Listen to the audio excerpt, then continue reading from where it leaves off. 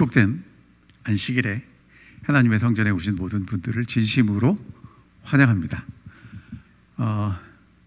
오늘 온라인을 통해서도 이 예배에 참여하시는 분들에게 하나님의 은혜가 동일하게 함께 하시기를 기도합니다. 자, 오늘은 예수의 형제와 자매라는 제목을 가지고 함께 말씀을 나누겠습니다. 여러분, 오늘이 5월 첫째 주고요. 5월은 가정의 달입니다. 이런 웃는 가족들이 있으면 정말 행복해 보이지 않습니까? 가족들이 만나서 언제 웃어보셨습니까? 이번 달에 좀 많이 웃으시기 바랍니다. 서로 바라보신 적은 얼마나 있으신가요? 얼마나 자주 바라보시나요? 네, 함께 바라보고 웃는 가족들 행복하게 보입니다. 여러분, 가족이요, 참 집에 아버지, 어머니, 형님, 누나, 동생 있어요. 정말 가까운데 멀어지려면 그렇게 멀어질 수가 없는 사람들입니다. 그렇죠? 이제 오늘 예수님 가족 이야기를 좀 저희가 해보겠습니다. 마태복음 12장, 마가복음 3장, 누가복음 8장에 나오는 이야기입니다. 제가 이렇게 말씀드리는 이유는 뭐냐면 마태, 마가, 누가가 기록했다는 건 그만큼 중요했다는 거고요. 누가는 조금 관점이 다르지만 마태와 마가는 많이 비슷합니다. 어떻게 해서 벌어진 일이냐면 사진이 굉장히 그림이 잘 나와 있어요. 예수님이 사람들을 가르치고 있는데 저 문 밖에 사람들 보입니까?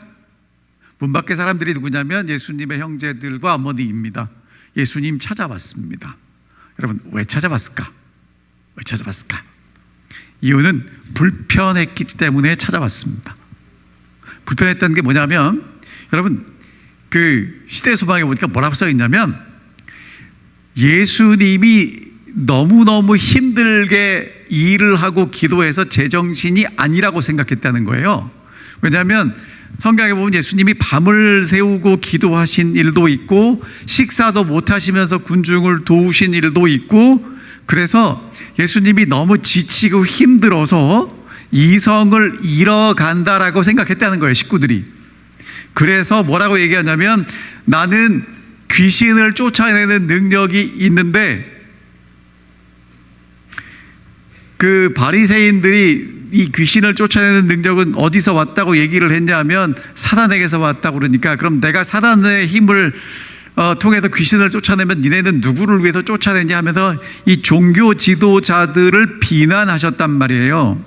여러분, 그러면 어떻게 되냐면 이 종교 지도자들이 예수를 설득시킬 수 없으면 누구를 와서 설득시키려고 할까요? 가족들. 그러니까 가족들이 예수님 때문에 괴로운 겁니다. 그래서 예수님 찾아가서 무슨 얘기하고 싶어요?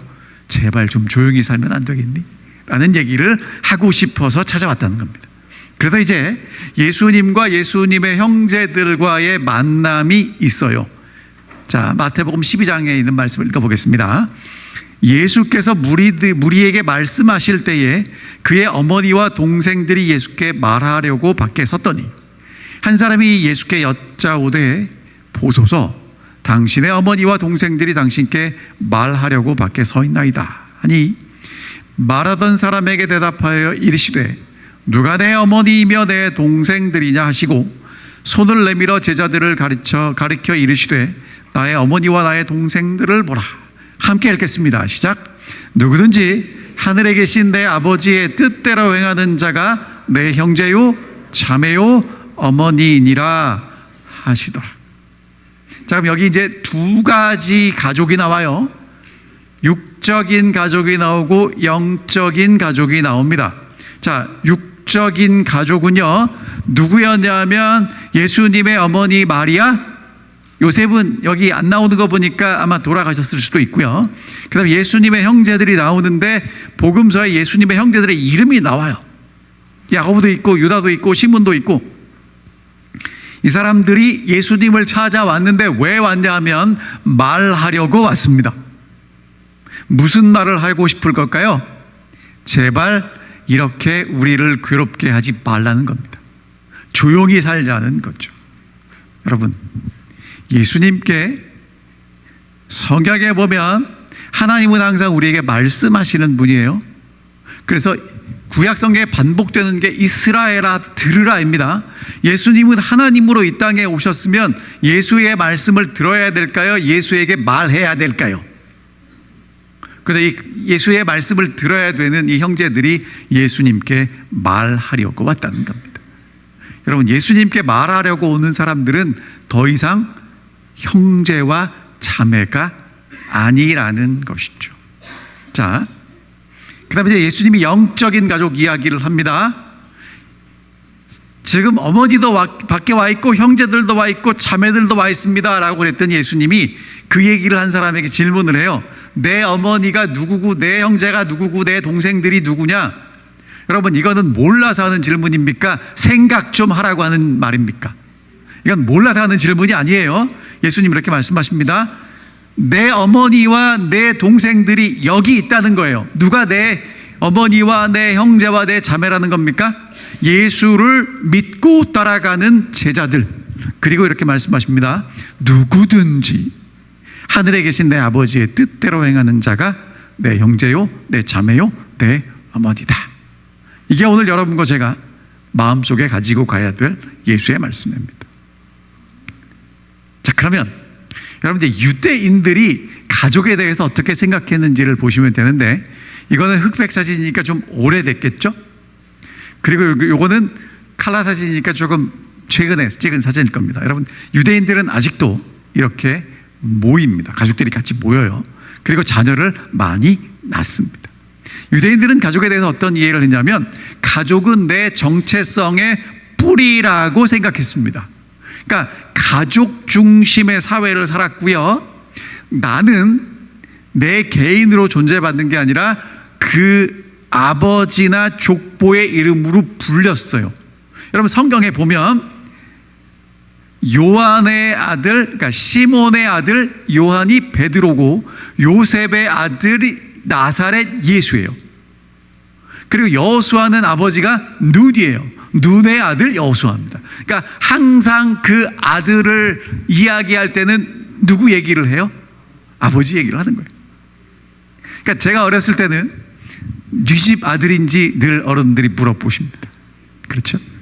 근데 저희 어머니가 그러시더라고요. 이제 제가 좀 나이를 먹고 성장하니까 이제는 누구 집 어머니냐고 물어본다고 얘기를 하더라고요. 자, 그러니까 이 유대인들에게 가족은 굉장히 중요했어요.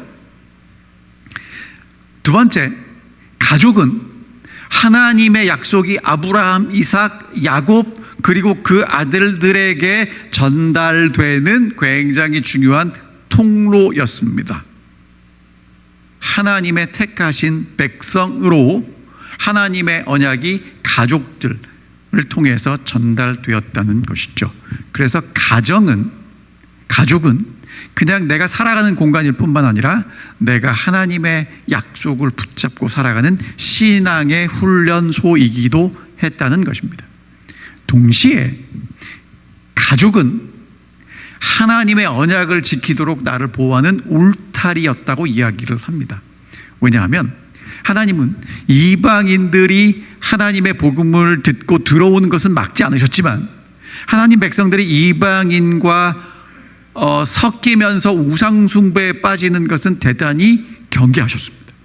그러니까 내 신앙과 내 정체성을 지키기 위해서 가정은 굉장히 필요한 바람막이가 되어 주었다는 것이죠.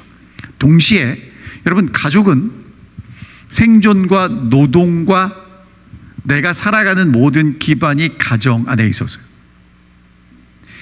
옛날에 보통 아마 여기 계신 어르신들도 어렸을 때는 집에서 농사를 지으셨을 겁니다. 그러니까 농사나 수공업을 하는 그런 기본 단위가 가정이었죠. 그러니까 가정에서 아버지는 가장으로, 자녀들은 그런 일을 하는 노동력으로, 어머니는 자녀를 키우는 역할을 했던 것이 일반적인 가정의 모습입니다. 그래서 가정을 떠난다는 건, 가족과 떨어져 산다는 건 보호 없이, 경제적인 사회적인 보호 없이 사는 것처럼 여겨졌던 게 예수님이 지금 말씀하셨던 그 시대예요. 그런데 예수님이 충격적인 선언을 하시죠. 여러분, 저런 집 보셨습니까? 영어로 upside down 그렇게 얘기합니다. 뒤집어 엎었어요. 그러니까 누구든지 하늘에 계신 내 아버지의 뜻대로 하는 자가 내 형제요 자매요 어머니다라는 얘기는요 다 뒤집어 엎는 얘기예요. 그렇죠? 이제까지 가족은 혈연인데 예수님은 혈연이 아니라 하나님의 뜻에 순종하는 사람이 진짜 가족이라고 말씀하시는 겁니다. 가족 밖은 굉장히 위험한 곳이었는데 예수님은 이 새로운 공동체가 가족을 넘어서 만들어지는 것을 이야기하고 계시는 것입니다. 그러니까 예수님은요 지금 이 말씀이 그냥 아버지의 뜻대로 하면 내 자매고 형제고 어머니라고 이야기하신 그냥 단순한 이야기가 아니라 이제까지 유대인들이 가지고 살아왔던 것을 통째로 뒤집어 엎는 어마어마한 선포를 하셨던 것입니다. 자, 그러면 가족이라는 게 무엇인지 오늘 좀 살펴보도록 하겠습니다. 여러분이 어쩌면 이제까지 생각을 못 하셨던 그런 부분이 있을 수도 있습니다. 자, 가족의 정의를 제가 찾아봤더니 이렇게 써 있습니다. 명사예요. 가족은 주로 부부를 중심으로 한 친족 관계에 있는 사람들의 집단, 그 구성원, 혼인, 혈연, 입양 등으로 이루어진다. 여러분 정의가 괜찮습니까? 잘 되어 있습니다. 자, 아까 말씀드린 것처럼 가족은요 이제까지 역사를 거듭해 오면서 생존과 그리고 계승의 수단이었습니다. 그러니까 내 정체성은 가정 안에서 발견되고 내가 생존하고 살아가는 것이 가정을 중심으로 살았다는 것입니다. 그렇죠? 그런데 여러분 이게요 여러분과 저는 한국에서 살다가 미국 오셔서 아직도 한국 문화에 익숙하시기 때문이지 개념이 다양하다는 거예요. 한국이나 동아시아에서는 대가족 중심, 아버지 중심으로 살았고요.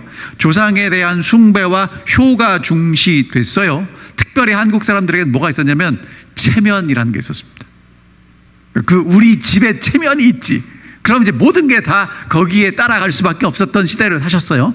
근데 여러분 이제 서양은 여러분이 아시는 것처럼 아시아보다 먼저 근대화가 됐고요. 그래서 핵가족이라는 게 등장합니다. 개인주의가 강조됐죠. 근데 아프리카를 가면 가족이 우리 가족뿐만이 아니라 부족이에요. 부족이 함께 살아갑니다. 그래서 이 아프리카 부족들은 뭐라고 얘기하냐면 모두가 아이를 키운다고 얘기를 해요. 그러니까 내 아이가 아니라 우리 아이인 겁니다. 그리고 유대교에서는요 이 가족과 그 다음에 종교가 분리되지 않고 하나로 유지돼 왔습니다. 근데 가족이 중요한 이유는 조금 더 깊이 철학적, 심리학적 관점. 여러분 뭐 복잡한 게 아니에요. 쉬운 얘기인데 이렇게 어렵게 합니다. 그래야 학자들이 좀 있어 보이니까 하는 거예요. 가족은 단순히 혈연이 아니라 관계를 맺고 살아가는 사람들이라는 거예요. 그렇습니까? 그러니까 어디서 태어났느냐보다 더 중요한 건 누구와 연결되느냐입니다. 이제까지는 그러니까 태어난 가족과 가정과 내가 살아온 가족이 일치됐기 때문에 여러분 똑같은 거라고 생각하시지만 사실은 어디서 태어났느냐보다 입양돼서 가면 그 입양된 집의 가족이 되잖아요. 그러니까 그게 더 중요하다는 거죠. 이 프랑스의 철학자 에마뉴엘 레비나스라는 사람이 이런 얘기를 했어요. 타자와의 책임 있는 관계에서 내 자신이 규정된다. 여러분 이 어려운 얘기 이렇게 합니다. 무슨 얘기냐 하면 나는 어떻게 내 존재의 그 정체성이 규정되냐면 다른 사람과 어떤 관계를 맺느냐에 따라서 내가 규정된다는 거예요. 그러니까 제가 교회 오면 목사로서의 역할을 하고 한국 가서 저희 어머니를 만나면 아들이고 저희 아들과 딸을 만나면 아버지고 저희 집사람 옆에 있으면 남편입니다. 그렇죠? 똑같은 사람이지만 어떤 관계를 하느냐에 따라서 김승덕이라는 사람의 정체성이 바뀌는 게 아니라 그때그때 역할이 바뀌는 거죠. 그러니까 어디서 태어나느냐보다 중요한 게 뭐냐면 누구와 연결돼서 어떻게 살아가느냐가 더 중요하다는 것입니다. 특별히 이 가족은요, 정체성, 감정, 사회 발달에 중요한 역할을 하고요. 그 다음에 이 가족이 조금 이따 말씀드리겠지만 시대가 변하면 가족의 형태가 변해요. 자, 이 가족이라는 어근도 제가 좀 찾아봤습니다. 집가자의 결의족자입니다. 자, 집가자는요, 지붕 아래 돼지가 있는 걸 집이라고 해요. 저 그 집가자 밑에 있는 게 이 돼지입니다. 그래서 거주, 생활, 생존의 단위이고요. 결의족자는 혈통 조상이 같은 혈연, 씨족, 민족을 의미하죠. 그러니까 우리가 가지고 있는 가족은 같은 집에 거주하면서 같은 혈통을 공유하는 사람들이라는 개념이 있어요. 근데 여러분, 영어로 가족을 뭐라고 그래요? 뭐라 그래요? family라고 그러죠. 이 family의 어원은 어디서 왔냐면 라틴어에서 왔어요. familia가 근인데, 여러분, 아는 라틴어에서 아로 끝나면 복수예요.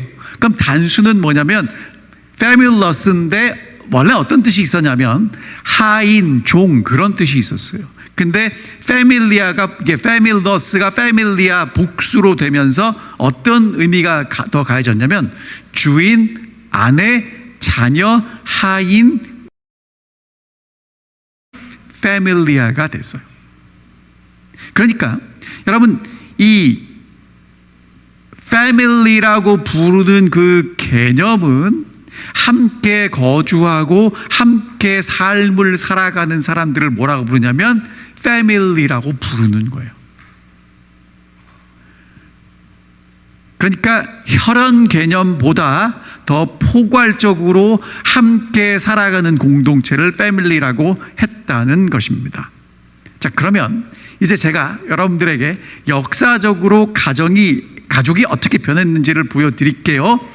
여러분, 이제까지 인류 역사는요, 대부분의 시간 뭐하고 살았냐면 함께 농사 짓고 살았습니다. 아니면 간의 수공업을 하고 살았습니다. 그러니까 가족은 내가 태어났을 뿐만 아니라 내가 살아가는 삶의 터전이 된 거예요. 그래서 옛날에는 자녀를 많이 낳았습니다. 이유가 뭡니까? 자녀가 곧 노동력이고, 노동력이 많아야 그 집이 잘 사는 집이 되는 겁니다. 그리고 이제 부모는 지혜를 가지고 가족을 이끌어 나갔습니다. 그러니까 여러분, 많이 살아야 되는 거예요. 대가족으로 살아야 되는 겁니다. 그리고 역할 분담이 명확했어요. 남자들은 밖에 나가서 일을 하고 여자들은 안에서 일을 하고. 그래서 여러분, 제 그림에 보면 모내기는 누가 해요? 남자가. 그리고 저기 뒤에 이 아낙네들은 뭘 가져옵니까? 참 가져오. 저기 이제 옛날에 우리가 이제 원래부터 알았던 가족의 모습이라는 거예요. 이 가정 안에서 모든 게 다 됐어요. 교육, 경제, 돌봄, 그리고 어른들이 연세가 드시면 간병까지 다 됐다는 것입니다. 대가족이었어요. 그런데 여러분이 잘 아시는 대로 산업혁명이라는 게 들어왔죠. 그래서 이제 더 이상 시골에 사는 게 아니라 도시에 사람들이 모여 살면서 도시에 와서 일자리를 구하고 살게 됐어요. 그래서 대가족에서 뭘로 변하냐면 핵가족으로 변합니다. 핵가족은 어떻게 되냐면 엄마, 아빠, 자녀들. 자, 예전에는 가족 안에서 살면서 생활하고 모든 게 됐는데 이제는 일을 어디 가서 해요? 공장에 가서 해요. 그러니까 가족과 내가 살아가는 삶의 터전과 일터가 분리되는 겁니다. 그래서 핵가족이 됐고요. 특별히 한국에서는 이렇게 핵가족이 시작될 때 뭐를 지었냐면 아파트를 짓기 시작했습니다. 그래가지고 사람들이 이 도시로 많이 몰리기 시작했어요. 그래서 생산은 공장에서, 교육은 학교에서, 의료는 병원에서, 그리고 노후는 시설에 가서. 그러니까 가족의 기능이 다 분리되는 시대를 여러분과 제가 겪으셨어요. 근데 아직도 대가족도 남아있고 핵가족도 남아있습니다. 자, 그런데 이런 시대에는 같이 살지만 함께 일을 하진 않았어요. 근데 요즘 여러분과 제가 살아가는 시대는 어떤 시대냐면 어찌하다 보니 정보화 시대, 지식 시대가 되었습니다. 이제는 일터에도 안 갑니다. 어디서 일합니까? 집에서 일합니다. 이 서비스업이 발달됐고요. 특별히 요즘 여러분 손에 들려 있죠, 다 핸드폰? 자, 지금도 예배를 집에서 드리시는 분들이 계셔요. 왜 가능합니까? 정말 상상도 못했던 이 기술들이 개발이 돼서 사람들은 더 이상 함께 모여서 일하지도 않습니다. 요즘은 뭐라고 부르냐면 보세요. 대가족에서 핵가족으로 왔죠. 요즘은 뭐라고 부르냐면 핵개인이라고 불러요. 다 혼자 삽니다. 혼자 살지 못하는 다 큰 어른인데 결혼하지 않은 30대, 40대는 뭐라고 그러냐면 캥가루족이라고 그러는 거 아시죠? 나가야 되는데 나가지는 못하고 계속 집에서 삽니다. 그러면 여러분 집에서 살면 엄마 아빠가 밥 먹여주니까 돈 들어가는 건 없고 아르바이트 하면 그냥 내가 쓸 거 쓰고 사는 사람들도 있고, 그 다음에 조금 능력이 되면 나 독립해요. 여러분 저희 집사람 친구 아들이 원룸입니다. 이렇게 얼마나 크냐 하면 한 7평, 8평 되나요? 조그만한 걸 빌렸는데 1억이래요, 전세가. 정말 비쌉니다. 그런데도 나가서 그렇게 혼자 사는 거예요. 이제 부모님이랑 같이 살지 않겠다는 겁니다. 굉장히 이제 바뀐다는 거예요. 여러분, 그러니까 이제 더 이상 가족은 함께 밥 먹고 함께 살아가는 게 아니라 함께 살 수도 있고 함께 살지 않을 수도 있는 게 요즘 시대의 가족이 됐다는 거예요. 그러니까 산업이 발전하면서 가족은 옛날의 그런 개념이 아니라 굉장히 이 시대에 맞게 변화하고 있다는 것이죠. 더 이상 고정된 틀이 아니라 어떻게 서로를 돌볼 것인가를 생각하면서 서로도 중요하지만 나도 중요한 그런 시대가 되었다는 것이죠. 여러분, 그러니까 여기서 이제 제가 무슨 말씀을 드리고 싶은 거냐면 시대마다 가족은 변했다는 거예요. 뭔 변해요? 형태는 변해요. 하지만 무엇은 변하지 않냐면 핵심 가치인 사랑하고 서로 돌보는 것은 변하지 않습니다. 그러니까 여러분과 저는 정말 빠르게 변하는 이런 시대에 살아가고 있어요. 근데 예수님이 그들에게 말씀하십니다. 그러면 예수님은요, 이미 2000년 전에 누가 내 형제요 자매고 내 가족인지를 말씀하셨습니다. 여러분, 찾아온 사람이 내 형제요 자매일까요? 아니면 나와 함께 있는 사람들이 내 형제요 자매일까요? 예수님이 이렇게 말씀하십니다. 누가 내 어머니이고 내 동생들이냐? 나의 어머니와 나의 동생들을 보라. 누군지 하늘에 계신 내 아버지의 뜻대로 하는 자가 내 형제요 내 자매요 내 어머니라고 말씀하시는 겁니다. 그럼 예수님 말씀을 정리하면 대상은 누구든지, 방법은 하늘에 계신 내 아버지의 뜻대로 하면 가족이 될 수 있다는 겁니다. 여러분, 얼마나 감사한지, 하나님의 예수의 가족은 될 수 있는 조건이 있어요, 없어요? 있어요. 뭡니까? 누구든지 될 수 있습니다. 얼마나 좋은지 모르겠습니다. 누구든지 예수의 가족이 될 수 있습니다. 두 번째, 하늘에 계신 내 아버지의 뜻대로 행하는 자인데, 누가는 뭐라고 썼냐면 하나님의 말씀을 듣고 행하는 사람들입니다. 여러분, 중요한 건 듣는 것으로 끝나지 않고 듣고 뭐 해야 돼요? 행해야 돼요. 그럼 어떻게 예수의 형제와 자매가 될 수 있는지, 여러분 있잖아요, 세상의 이치는 그렇습니다. 알면 쉬운데 모르면 어려워요. 자, 오늘 어떻게 하면 되는지 알려드리겠습니다. 다시 마태복음 12장 50절에 있는 말씀을 읽어드리겠습니다. 누구든지 하늘에 계신 내 아버지의 뜻대로 하는 자가 내 형제요 자매요 어머니이니라. 하나님의 말씀을 듣고 행하는 자가 내 형제요 자매라고 말씀하십니다. 그럼 여러분, 하나님의 뜻이 뭘까? 요한복음 6장에서 예수님이 이렇게 말씀하십니다. 내 아버지의 뜻은 아들을 보고 믿는 자마다 영생을 얻는 이것이니라. 여러분, 하나님의 뜻이 뭐예요? 아들을 보고, 누구? 예수를 보고 영생을 얻는 거예요. 그럼 여러분, 하나님의 뜻을 한마디로 요약하면 예수를 제대로 보고 죽지 말라는 겁니다. 아멘입니까? 좋아요? 하나님의 뜻이? 좋아요. 근데 여러분, 예수를 잘 보셔야 돼요. 그리고 죽으면 안 돼요. 아멘입니까? 여러분, 죽어도 정말 예수와 함께 다시 부활하셔야 합니다. 이게 아버지의 뜻이라는 거예요. 여러분, 그렇죠. 이래야 정상이지. 여러분, 하나님 아버지가 우리를 정말 사랑하시는데 자라나 보자 이렇게 말씀하시면 좀 아니죠. 그렇죠? 뭐라고 말씀하셔야 돼요? 야, 제발 죽지 말고 살아라. 어떻게든 살아라. 자, 그럼 여러분, 가족이 되는 방법은요, 이렇게 시작됩니다. 아버지가 같으면 가족이에요. 그렇죠? 여러분, 노력하면 가족 됩니까? 물론 이제 이따가 말씀을 드리겠지만, 여러분, 근데 아버지가 같아야 이제 시작이 되는 거예요. 그러니까 운명이에요. 이렇게 말씀하십니다. 하나님은 창세 전에 계획하셨어요. 창세 전에 그리스도 안에서 우리를 택하사 우리로 사랑 안에서 그 앞에 거룩하고 흠이 없게 하시려고 그 기쁘신 뜻대로 우리를 예정하사 그리스도로 말미암아 자기의 아들들이 되게 하셨으니. 그러니까 여러분과 제가 하나님의 아들이 되고 딸이 된 건 언제 예정됐어요? 창조 전에. 나랑 상관이 있습니까? 없습니까? 없습니다. 여러분, 따라하십시오. 나는 하나님의 아들이다, 딸이다. 누가 정했어요? 하나님이 정했어요. 언제? 창세 전에. 그러니까 여러분, 내가 어떤 존재인지를 아셔야 돼요. 나는 누구예요?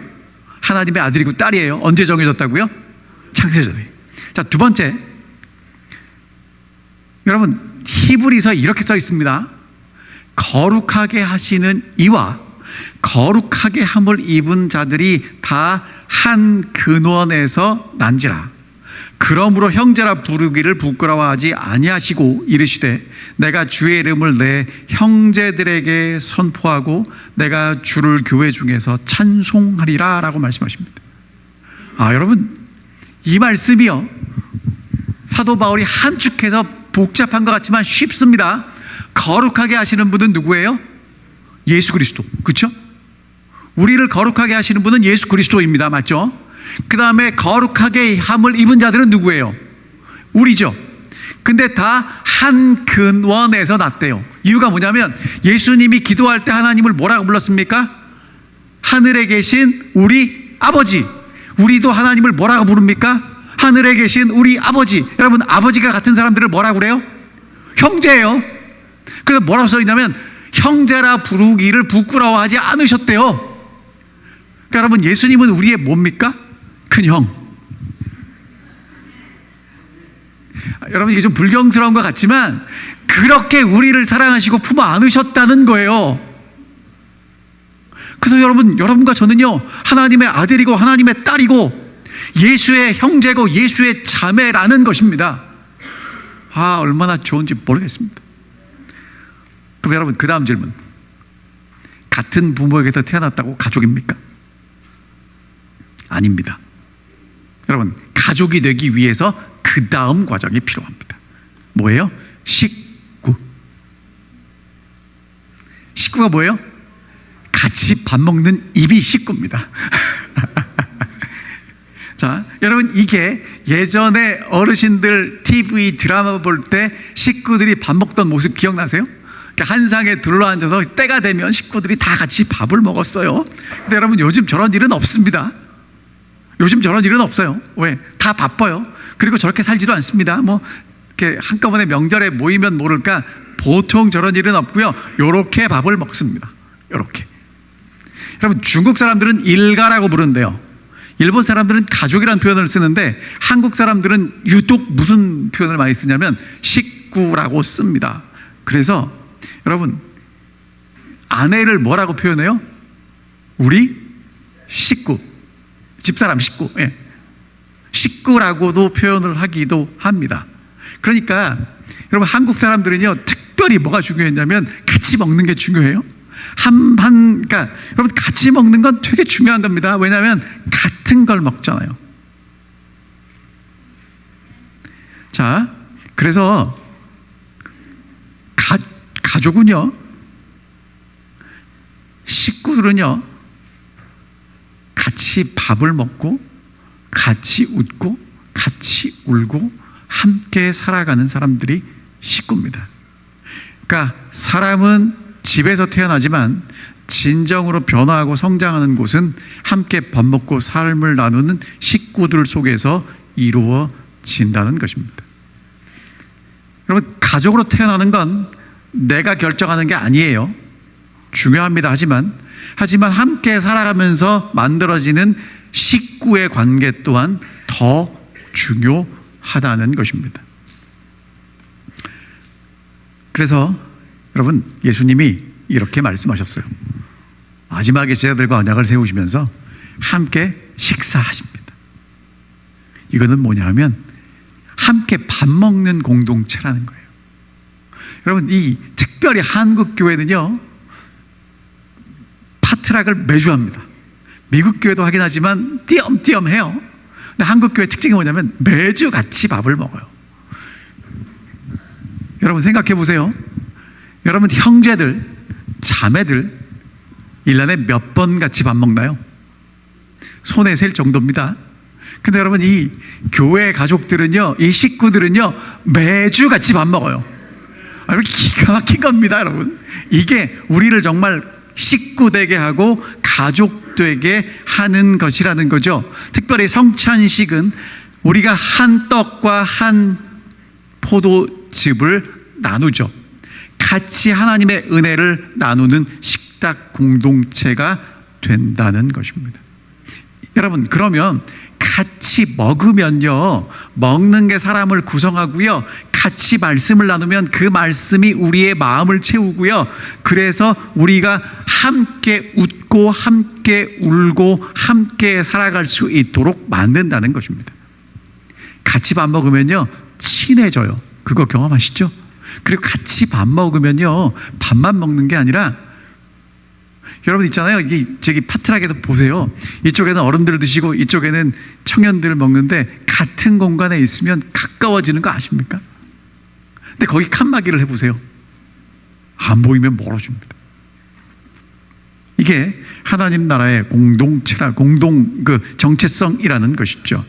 그러니까 예수님은 유대인들이 가족 중심의, 혈연 중심의 그 기본 단위를 가지고 살아가는 것을 이제 하나님의 뜻을 따라 순종하는 사람들이 살아가는 한 더 큰 하나님의 가족 공동체로 소개하고 계시는 것입니다. 그럼 여러분, 예수님이 가족을 무시하셨나요? 무시하지 않으셨습니다. 예수님은 끝까지 어머니를 돌보셨고요, 끝까지 책임을 다하십니다. 하지만 그 가족을 넘어서 함께 가치를 공유하고 함께 식사를 같이 하고 함께 돕고 살아가는 사람들을 통해서 더 큰 가족을 우리에게 주신다고 말씀하고 계시는 것입니다. 오케이. 그래서 이제 화이트 선지자는 이것에 대해서 이렇게 말씀하십니다. 믿음으로 그리스도를 받아들인 자들은 다 인간적인 혈육 관계보다 더 가까운 관계로 그분과 연합하였다. 그러니까 더 예수와 친밀해지는 거고요, 그들은 그분께서 아버지와 하나가 되신 것처럼 그분과 하나가 될 것이다. 그분의 어머니는 그분의 말씀을 믿고 행하는 자로서 육친 관계에 의한 것 이상으로 그분과 더 가깝고 구원을 받을 수 있는 관계를 맺고 있었다. 예수님의 어머니도 어머니 이상의 관계를 예수 그리스도와 맺으셨다는 이야기고요, 그분을 개인의 구주로 받아들이지 않는 한 그분의 형제들은 그분과 맺어진 관계에서 아무 유익을 받지 못할 것이었다. 그러니까 같이 태어났다고 유익을 얻는 게 아니라 어떤 더 친밀한 관계를 맺어가는 식구가 되어 가야 된다라고 말씀하고 있는 것입니다. 여러분, 그래서 이 교회는요, 같이 먹는 거예요. 따로 먹는 게 아니라 같이 먹는다는 건 그것을 통해서 동질감이 형성이 되고 하나 된다는 것입니다. 그러니까 여러분 있잖아요, 예수님이 마지막 기도에서 뭐라고 기도하셨냐면, 하늘아버지, 내가 정말 하나님께 비는데 이 사람들이 아버지와 내가 하나인 것처럼 하나 되게 해달라고 말씀하신 그게 오늘 이 가족이라는 것을 통해서 우리에게 말씀하시는 겁니다. 정말 예수 그리스도의 가족들은 진짜 중요한 게 뭐냐면, 무엇을 하느냐보다 하나님의 가족으로 하나 되었다는 것을 잊지 않는 것이 중요하다고 말씀하고 계시는 겁니다. 자, 그러면 여러분, 가족 되었으면 하호하고 행복하기만 할까요? 제가 아까 처음에 보여드렸던 사진은요, 사진관에서 나오는 사진입니다. 그렇게 하호하지 않습니다. 가족들은 어떻게 사는 거냐면요, 지지고 볶는 관계로 사는 겁니다. 가족이 항상 좋지 않아요. 여러분, 교회 오면 정말 행복하고, 교회 오면 진짜 천국을 맛보기를 원하는데, 여러분, 그 천국은요 어떤 거냐면, 마음에 안 드는 것도 있고 다른 것도 있고 때로는 싸우기도 하고, 그러나 화해하면서 지지고 볶는 게 예수 안에서의 가족입니다. 근데 절대로 뭐는 하면 안 돼요? 떠나면 안 돼요. 딴 집 가서 밥 먹으면 안 돼요. 밥맛 없다고 난 안 먹어 따로 먹으면 안 됩니다. 여러분, 함께 먹는 것입니다. 여러분, 교회가 그런 거예요. 일주일에 한 번 만나는 거, 물론 수요일에 오시는 분들도 있고, 또 주중에 만나시는 분, 또 탁구 치시는 분들은 거의 매일 보시는 것 같아요. 여러분, 그런데 이게 이렇게 자주 보는 관계는요, 이웃사촌이라고 그러잖아요. 사실 이웃사촌이 멀리 있는 친척보다 훨씬 더 가깝습니다. 그런데 여러분, 요즘요 이제 어떤 게 익숙해져 있냐면, 혼밥해요. 밥 먹을 사람이 없으니까 혼자 먹기도 하지만 간섭하는 게 싫어가지고 그냥 혼자 살겠다는 사람들이 있어요. 그러면 이제 교회도 어떻게 오냐면, 그냥 나 혼자 예배 드리겠다고 하시는 분들이 있어요. 여러분, 예수님은 오늘 우리를 가족으로 부르셨습니다. 그러니까 나 혼자 예수 잘 믿는다고 예수를 믿는 게 아니라 우리가 함께 예수 안에서 한 가족이 되어 가는 것입니다. 담이 있어요. 괜찮습니다. 여러분, 담이 있으면 어떻게 하면 되냐면요, 담 때문에 안 보이고 이렇게 서먹서먹 할 때는요, 담보다 더 높이 올라가서 보면 됩니다. 그렇죠? 그러니까 담을 없애려고 애쓰지 마시고 담보다 내가 더 커지려고 애쓰시면 되는 거예요. 그래서 예수 그리스도 안에서 우리는 한 가족인 것입니다.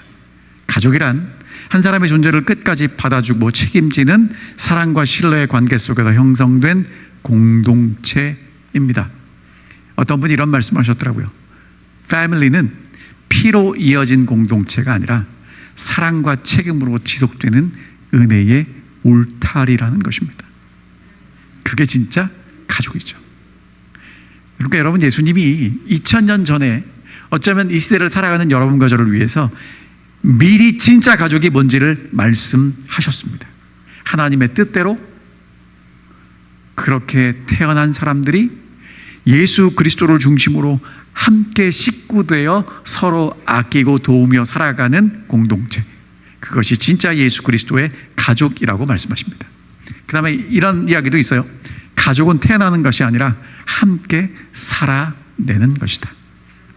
여러분, 가족으로 함께 사는 건요, 기쁠 때도 있지만 힘들 때도 있습니다. 여러분, 그거 아세요? 회사에서는요, 마음에 안 드는 직원은 어떻게 하면 돼요? 해고시키면 돼요. 여러분, 집에서는요, 마음에 안 드는 가족은 해고시킬 수 있습니까? 불가능합니다. 평생 가는 겁니다. 여러분, 잘 보셔야 돼요. 옆에 계신 분들은 하늘까지 영원히 이어질 분들입니다. 그러니까 지금 좋은 관계를 맺으셔야 돼요. 안 그러면 하늘 가서 영원히 얼마나 힘들겠습니까? 여러분, 그게 이제 우리의 관계라는 거죠. 가족은 과거를 공유하지만 식구는 오늘을 함께 살아내는 존재들입니다. 어쩌면 피보다 진한 관계에 있죠. 함께 기도하고 함께 밥을 먹고 함께 기뻐하고 함께 고난을 나눈 관계가 진짜 하나님의 가족이라는 것입니다.